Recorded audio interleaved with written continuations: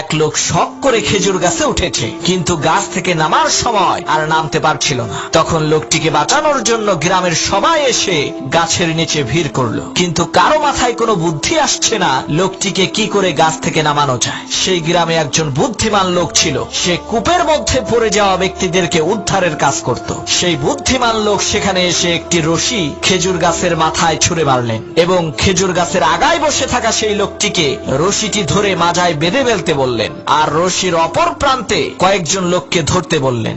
বুদ্ধিমান লোকটির কথা মতো তারা রশিটিকে ধরলেন। হঠাৎ করে সেই বুদ্ধিমান লোক বলল, এখন টান মারো।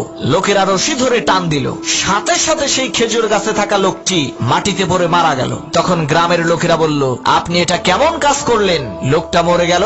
তখন সেই বুদ্ধিমান লোক বলল, ভাই এটা লোকটার কিসমতের দোষ, আমার কোনো দোষ নাই। এই একই টেকনিক খাটাইয়া অনেক মানুষকে আমি কুয়া থেকে বের করেছি।